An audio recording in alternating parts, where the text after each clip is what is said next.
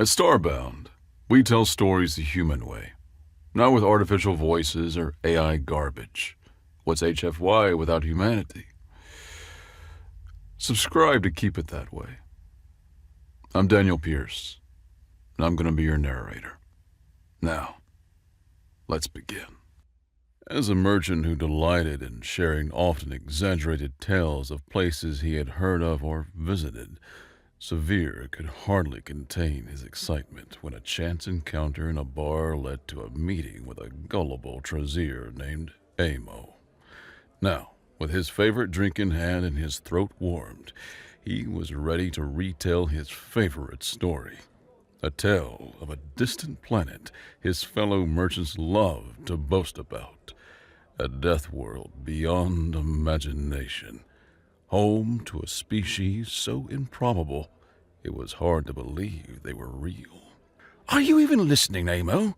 Because this is where it gets good. Severe leaned forward in his chair, the leather creaking under his weight as he positioned himself closer to his companion in their booth near the counter.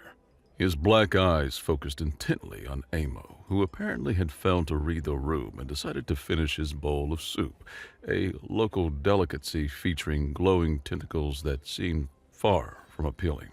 Right when Severe was about to launch into his story, Severe's yellow head shook in disapproval, the movement causing his sensitive antennae to slap against the yellow skin of his face more than once. He winced at the minor discomfort and took another sip of his drink, the amber liquid burning pleasantly down his throat as his new friend continued slurping the last of the tentacles with apparent relish. I'm done, Severe. Please, tell me about the Deathworld, Amos said, shifting in his chair with an eagerness that made the seat groan in protest. His large blue eyes, each the size of a small fruit and possessing an unnerving ability to blink independently, contrasted strangely against his dark feathered bipedal body.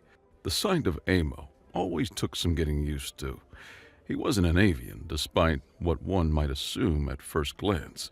No beak adorned his face, no majestic crest crowned his head, no wings extended from his back.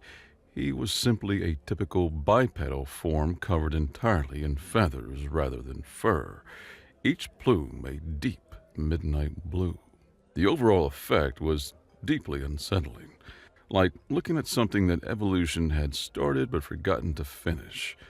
Even the other patrons in the surrounding booths would occasionally steal uncomfortable glances at the Trazier. Severe cleared his throat dramatically, savoring the moment before beginning his tale. The Tridarian merchants, those brave souls who venture where others fear to tread, they told me about this world, a place so hostile, so utterly incompatible with civilized life that even hearing about it makes sensible beings check their insurance policies. He paused for effect, watching Amo lean forward with his eyes wide. First, the gravity, Severe continued, his voice dropping to a conspiratorial tone that forced Amo to lean even closer. Twice the Federation standard. Twice! Can you imagine? Your bones would creak like old ship hulls under that pressure. The Tridarians said they needed powered exoskeletons just to walk around, and even then, they could only manage a few hours before exhaustion set in. Imagine it, Amo. Every single step dragging at you, every breath feeling heavier, like the whole planet itself wanted to crush the life out of you. Twice the standard. Emo's eyes widened again, making him look even more like a startled nocturnal creature. But that would mean everything would weigh double. A simple cargo crate would be impossible to move. Even carrying your own body would be torment. Oh, well, that's just the beginning, my friend, Severe said, thoroughly enjoying the genuine shock on Amo's face. This was why he loved telling stories to the Trazier. Every reaction was authentic, unfiltered by the cynicism that plagued most spacefaring species. Trazier never scoffed, never interrupted.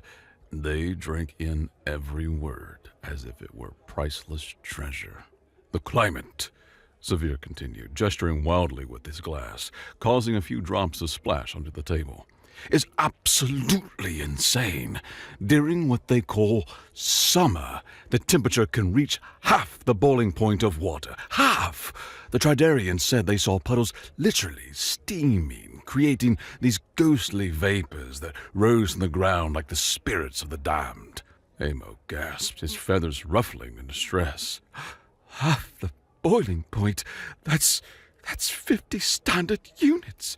My species starts suffering heat stroke at 31. To think of walking under such a sun.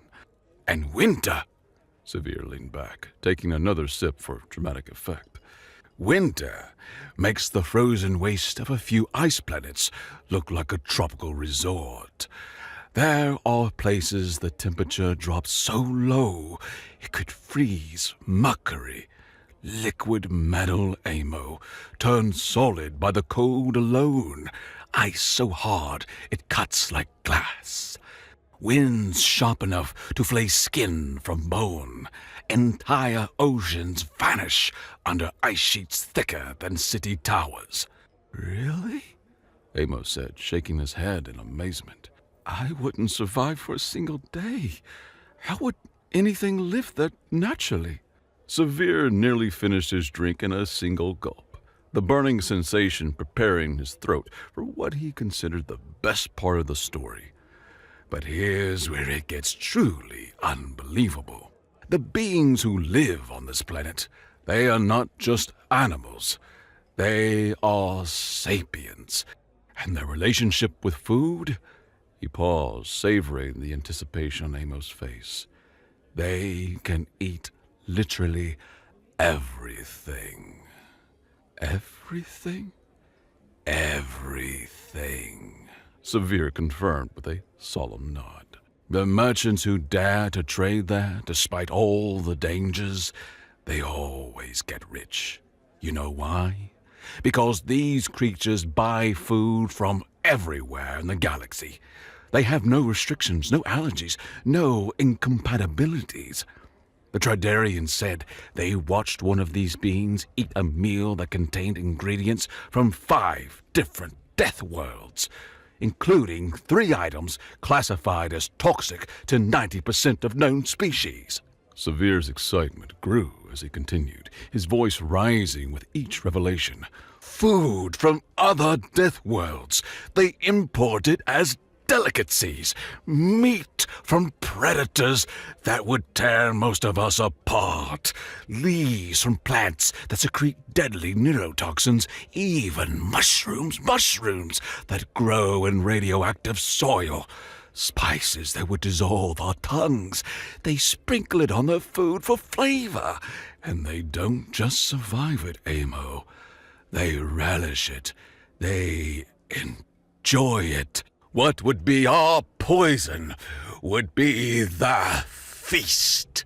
His voice reached a crescendo, drawing curious glances from nearby tables. This Deathworld could make a merchant rich with anything they had in stock. No need to check compatibility charts. No worries about poisoning your customers.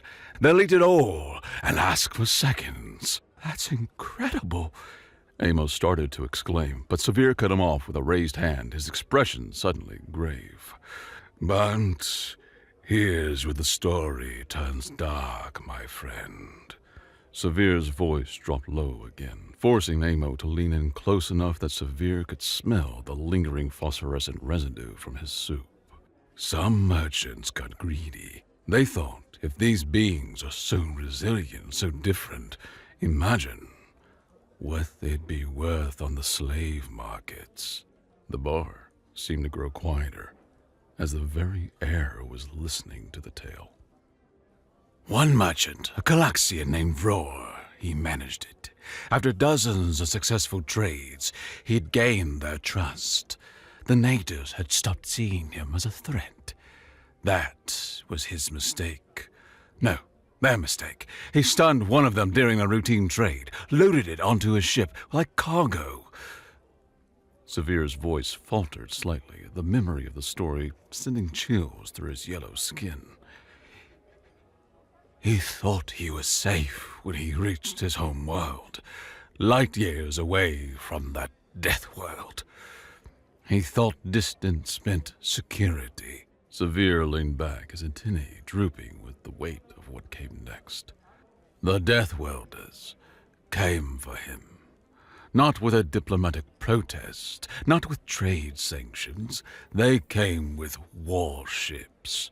They violated 4 separate sovereignty treaties, ignored many more ceasefire demands, and when the Calaxian Defense Force tried to stop them, He shook his head slowly. they pushed through like the fleet was made of paper. But Amo began. They took him back, Severe interrupted, his voice now barely a whisper. dragged Roar back to the death world. The rumors say he was put in one of their prisons, subjected to that crushing gravity every moment of every day. They say he lasted 3 years before his body simply gave up. His bones had been compressed, his organs rearranged by the constant pressure. When he died, he was half his original height. Amo's entire body trembled, his feathers standing on end like a frightened pet. No species would risk war for a single individual like that. It doesn't make sense. It doesn't make political sense. It doesn't... But even as he spoke, Amo's body language betrayed his words. He had pulled his arms close to his body, his feathers flat against his skin in a defensive posture that his species adopted when faced with apex predators. The silence that followed Severe's story lingered for a short while. Amo sat frozen, his large blue eyes blinking rapidly. How? Amo's voice cracked slightly, and he cleared his throat before continuing. How is this death world called? I need to know the name, Severe. I need to make sure I never, ever go there by mistake. Can you imagine? What if I took a cargo run and didn't check the destination properly? What if I ended up there? Severe savored this moment, this genuine reaction of fear and fascination. This is why he liked to drink and tell stories, for that look of complete absorption, that moment when fiction became reality in the listener's mind. He opened his mouth, ready to admit that the Tradarians had never actually told him the name, that he didn't know if the place was real, that it was just another detail lost in the retelling of tales between drunk merchants, when a voice from behind him spoke up. "That's Earth." Both Severe and Amo turned sharply toward the voice. Standing beside their booth was a being with soft pinkish skin, dressed in simple clothes that looked like they'd been purchased from any common fabricator. Plain synthetic fiber pants and a shirt with some incomprehensible alien script across the chest. The being was bipedal, roughly Severe's height, with a patch of brown fur on top of his head and small, forward-facing eyes that seemed amused. "I apologize for overhearing your conversation," the being continued, pulling up a chair from a nearby empty table and sitting down without invitation. "But I just couldn't stay quiet when I heard you two talking about Earth. That's my home. I live there." Severe felt his antennae become tense with irritation. Here was another storyteller, another merchant of tall tales trying to insert himself into Severe's moment. He examined the being more closely, soft-looking, no visible natural weapons, no armor plating, no evidence of the supreme adaptation needed to survive on a death world. This creature looked like it would struggle to survive on a garden world, let alone a planet that could freeze Mercury. "You're from this death world?" Severe asked, not bothering to hide his skepticism. "You're claiming to be from the planet in my story." "Well, we don't call it a death world," the being said with what appeared to be a smile, an expression that revealed small white teeth that didn't look capable of tearing through anything tougher than processed protein paste. "We just call it Earth, and yeah, everything you said is pretty accurate, though you've got some numbers a bit off. Our gravity is actually about 1.9 times Federation standard, not quite twice. And my people, we're called humans." You're a human? Amo gasped, his entire body quivering. A real human from the Deathworld called Earth? The same one from the story. Severe wanted to groan. Of course, Amo would immediately believe this stranger. The Trozier would believe anything if it was presented with enough confidence. This was probably some con artist who had overheard enough merchant tales to piece together a convincing story. That's right, the supposed human said, extending his hand toward Amo in what seemed to be a greeting gesture. Name's Michael Davis. I'm here on a trade run, actually, bringing some Earth delicacies to sell at the station market. This is amazing, Amo exclaimed, eagerly grasping Michael's hand with his own feathered appendage, seemingly unbothered by the direct contact with an alleged Deathworlder. Severe, can you believe it? A real human! No, Severe said flatly. I can't believe it, because it's obviously not true. He turned to Michael, his black eyes narrowing. I've been trading stories in bars like this for 30 cycles. Do you know how many beings I've met who claimed to be from mythical worlds, who insisted they were survivors of the void worlds, or descendants of the first travelers, or... He gestured dismissively at Michael. Humans from the famous death world, Earth. Michael shrugged, seeming unbothered by Severe's skepticism. I can't blame you for being doubtful. Earth does sound pretty unbelievable when you describe it like that. Though, I have to say, your story made it sound more dramatic than it actually is. We don't really think of ourselves as living on a death world. It's just home. Of course it is, Severe said sarcastically. And I suppose you're going to tell us that you eat neurotoxins for breakfast and wrestle with high gravity for fun. Well, I did have coffee this morning, Michael said thoughtfully. Caffeine is technically a neurotoxin, and I go to the gym regularly, which I guess is voluntary subjecting myself to physical stress under Earth gravity, so yeah. Amo made a small squeaking sound that Severe had learned indicated extreme excitement. Oh, you really do eat toxins? This is ridiculous, Severe muttered. Then a thought struck him. If this Michael wanted to play games, Severe could play too. And even better, he could use Amo's gullible nature to his advantage. All right then, human. If you're really from Earth, you should have no problem proving it. Sure, Michael said easily. What do you have in mind? Severe's mind raced through possibilities. He needed something that would call his faker's bluff while also entertaining himself, and perhaps earning a few credits in the process. Amo, my friend, you believe this human's claims, don't you? Absolutely, Amo chirped without hesitation.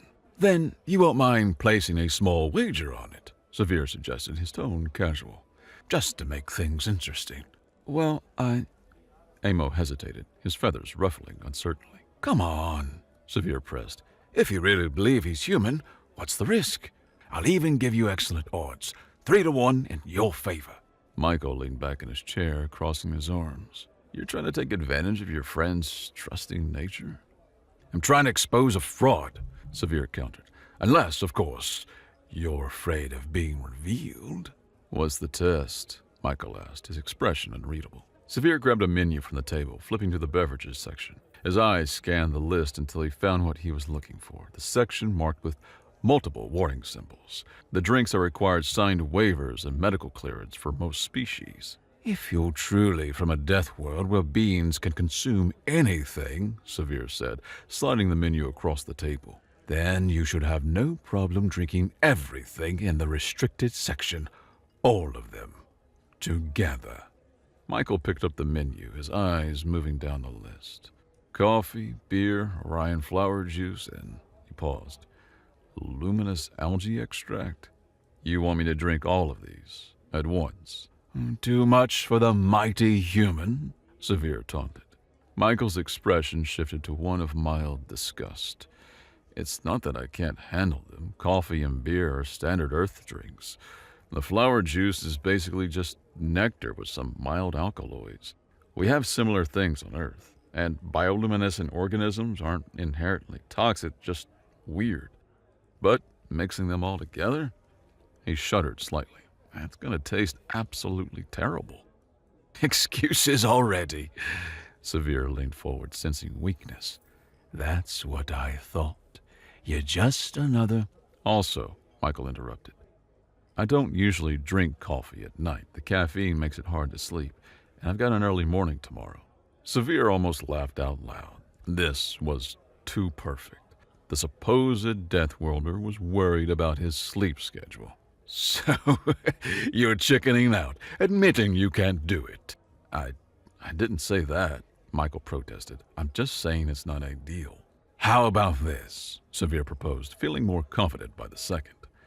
This was obviously just another storyteller, someone who enjoyed the attention of claiming to be something extraordinary. I'll pay for all the drinks, and I'll add my own credits to the wager. 50 credits says you can't finish all 4 drinks. 100, Amos suddenly chimed in, his voice filled with conviction. 100 credits says he can do it. Severe turned to stare at his friend. Amo, you don't have to. I believe him, Amos said firmly, his blue eyes blazing with determination. He's a human. He can do it. Michael looked between them, then sighed. You know what? Fine. Maybe it won't taste that bad. I've had worse at college parties. He paused, then added, though I'm not sure what the exchange rate is between credits and dollars, so I hope I'm not agreeing to anything too expensive. Severe could barely contain his glee as he waved over the bartender, a 6-armed deltroid whose multiple eyes widened in alarm when Severe pointed to the restricted section of the menu. You want all of these? The bartender asked, his translator crackling with disbelief. For consumption, together. The bartender's eyes swiveled to focus on Michael. Sir, I'm required to inform you that these beverages contain compounds that are toxic to 93% of known species. Consuming them in combination has never been tested and could result in immediate organ failure, neurological damage, or death. He knows, Severe said smugly. He claims to be human. The bartender's entire body went rigid. Human? From Earth? Several of his arms started moving in what looked like religious gestures. Sir, I'll need you to sign a waiver. The establishment cannot be held responsible for any damage resulting from consuming Deathworlder beverages. Deathworlder beverages? Michael asked, looking amused. Is that really a category? Page 45 of the menu, the bartender said, producing a digital pad seemingly from nowhere. Please read and sign all sections of the waiver. As Michael read through the waiver, making occasional sounds of amusement, may cause temporal displacement. Really? Severe counted his credits mentally. When this fake human backed out of seeing the legal documentation or collapsed after his first sip, Severe would not only win the bet, but also have a great story about exposing a fraud. The bartender returned with 4 containers, each glowing, steaming, or emanating unusual colors. The coffee was black as space itself, an oily sheen that reflected rainbow patterns. The beer fizzled violently, releasing small sparks of electricity with each bubble that burst. The Orion flower juice was a violent purple that seemed to shift to pink when viewed from different angles, and the luminous algae extract literally glowed with a toxic green light, casting eerie shadows on the table. Your drinks, sir, the bartender said, taking several steps back after placing them on the table. Should I alert medical? That won't be necessary, Michael said, picking up the coffee first. He sniffed it, wrinkled his nose, then took a large gulp. Severe watched, waiting for the reaction, the gagging, the convulsions, something. Instead, Michael just made a face like he had bitten into something sour. Okay, that's strong, Michael said, setting down the cup. Like, really strong. Someone quadruple concentrated this. It's like espresso made with espresso instead of water. He picked up the beer next. This is going to make the combination even worse. He drank the beer in several long pulls, pausing once to suppress a belch. Excuse me. The carbonation is intense. And there's something else. Capsaicin? Did someone make spicy beer to market that you sell Earth's food? He shook his head. That's just wrong. The Orion flower juice went down next, and this time Michael did shudder. Oh, that's floral. Intensely floral. Like someone liquefied an entire garden and added sugar, coating my entire mouth with this weird numbing sensation. Finally, he picked up the glowing algae extract. And this is going to make everything worse, he muttered, then downed it in one go. His face went through a series of expressions: surprise, disgust, confusion, and finally resignation. That, Michael said slowly, was one of the worst combinations of flavors I've ever experienced. He stuck out his tongue and scraped it with his teeth. The aftertaste is haunting.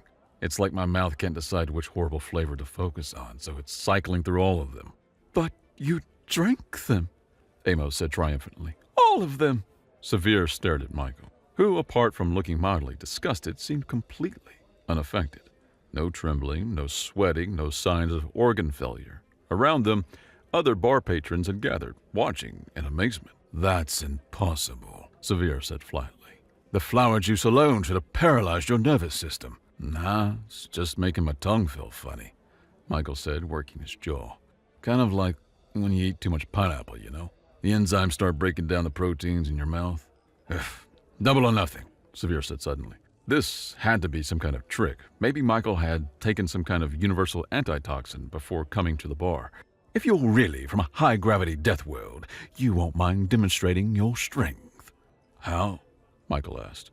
Gravity chamber, Severe said. This establishment has one in the VIP area.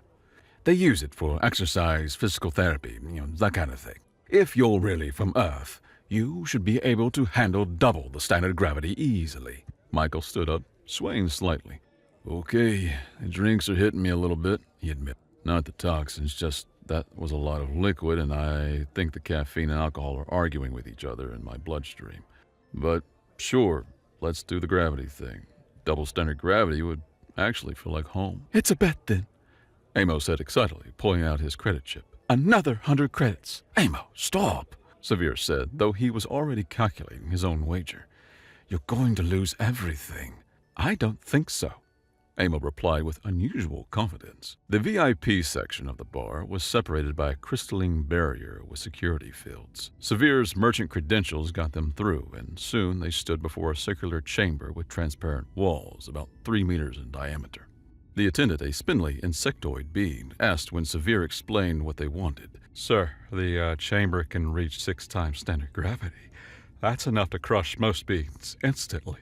We just need double, Severe said quickly. Actually, Michael said, studying the control panel. What's 6 times standard in Earth gravity? That would be, The attendant compounded eyes glittered as he calculated. approximately 3 times Earth gravity, if the Federation database is accurate. I could probably handle that for a little while, Michael said thoughtfully. I mean, I'm in decent shape. I work out regularly. Fighter pilots and astronauts train at 3 Gs. You're insane, Severe said. Even if you are human, that would kill you. Not kill, Michael corrected, but it wouldn't be comfortable. Let's start with double standard and see how it feels. He stepped into the chamber, rolling his shoulders and stretching his neck. All right, ready when you are. Severe's hand hesitated over the control panel. If this being really was human and something happened, but no, that was impossible. This was just an elaborate con. He activated the chamber. The change was immediate. Michael's posture shifted slightly, his knees bending a bit more, but otherwise he seemed unaffected. Oh, it's actually nice, he said, his voice coming through the chamber's communication system. This is about the same as Earth's gravity. Feels like nothing at all. Increase it, Severe said to the attendant. 2.5 times standard. The gravity field intensified. Michael's expression became more focused, but he started doing squats. Now we're at about Earth normal, maybe a little over. This is my everyday gravity. Amo was practically vibrating with excitement.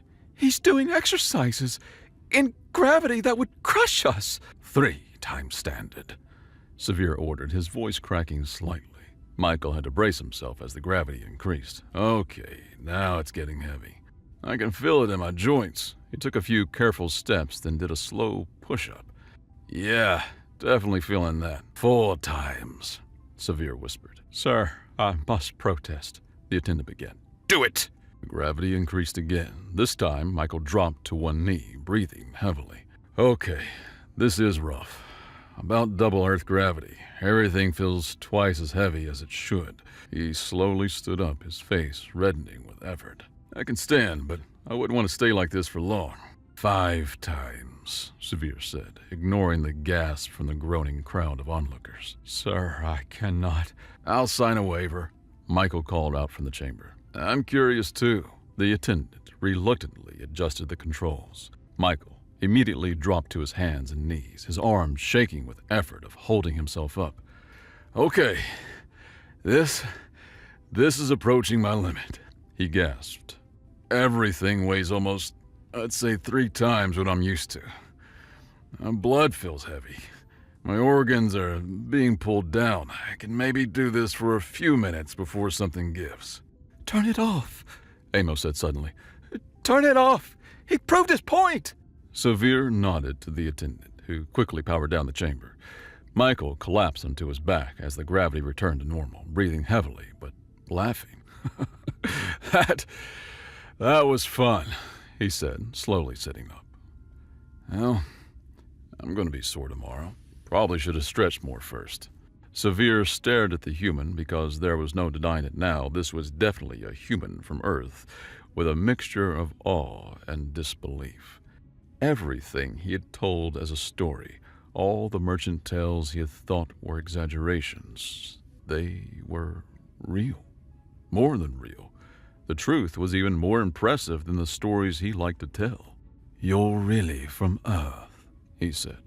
Told you, Michael said, accepting Amos' help to stand. He swayed slightly, then steadied himself.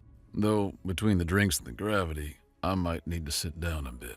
Back at their booth, with Michael sipping water to dilute the truly awful combination of beverages still coating his mouth, Severe found himself in an unusual position, owing credits on a lost bet. So, he said, pulling out his credit chip, I suppose I owe you. Keep it, Michael said, waving him off. I don't even know what the exchange rate is, and honestly, watching your face when I started doing push-ups in triple gravity was payment enough. But the bet was made to take advantage of your friend, Michael said, his tone becoming more serious. You knew Amo would believe anything, and you used that to try to make credits off his trusting nature. But I am a human, and you lost. Severe felt his antennae droop with an unfamiliar emotion. Shame. He looked at Amo, who was still staring at Michael with undisguised wonder, apparently unbothered by the fact that he could have lost a significant amount of credits. Are you angry? Severe asked Michael. Not angry, the human replied. Just disappointed. Amo seems like a genuinely nice being. He doesn't deserve to be taken advantage of just because he sees the best in people or in stories. He stood up, stretching his back with a series of concerning popping sounds. Anyway, I should get going. Early morning tomorrow. I need to sleep off whatever was in that flower juice. My tongue is still numb. As Michael walked away, Severe turned to Amo. I apologize, he said, the words feeling strange in his mouth. It's okay, Amo said brightly. I knew you didn't believe your own story, or that he was really a human. You knew?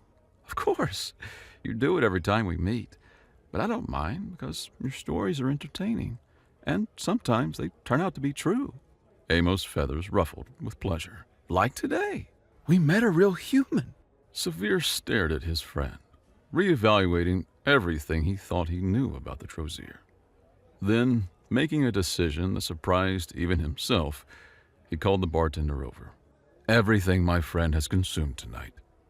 Put it on my account. But Michael said, Amo began. Michael's not here to hold me accountable anymore, Severe said. This is me choosing to do the right thing. As Amo expressed his gratitude with a series of happy chirps, Severe found his mind wandering to thoughts of his small trading vessel currently docked at the station with a hold full of various foodstuffs from across the galaxy.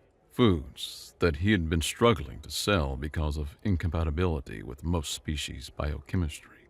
But humans could eat anything. They actively sought out variety, thrived on the exotic and unusual.